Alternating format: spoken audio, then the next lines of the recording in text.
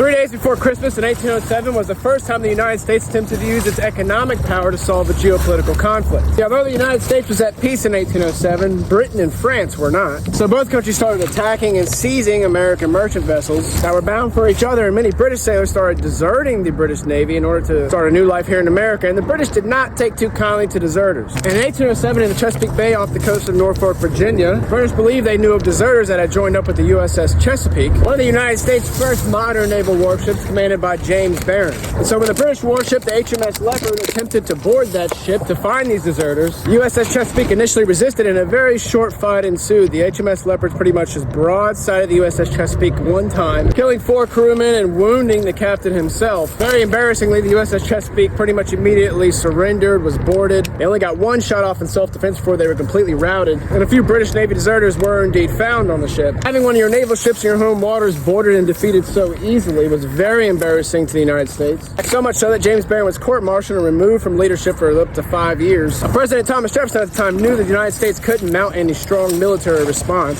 So on this date, December 22nd, 1807, the United States enacted its first embargo, refusing to continue to trade with both Britain and France, hoping to take back some sovereignty and dignity from the 2 more powerful nations. But the thing is, they didn't really care. It hurt the United States a lot more than it hurt any of them. The United States were just the sellers of goods, and Britain and France were the buyers, and so they could just find new sellers. And so eventually this embargo was eased up, but this is one of the main leading events that caused the War of 1812. Another conflict in which the USS Chesapeake would again be defeated, and after which decommissioned. Now James Barron, for his part, then gets into a conflict with one of the men on the court-martial named Stephen Decatur, who's a prominent man from the Eastern Shore. If you've ever been to Ocean City, Maryland, and passed by Stephen Decatur High School, Stephen Decatur openly continued to criticize him for the failure of the USS Chesapeake during the Leopard event, which led to James Barron challenging him to a duel in which James Barron ended up killing Decatur, and I guess salvaging some reputation.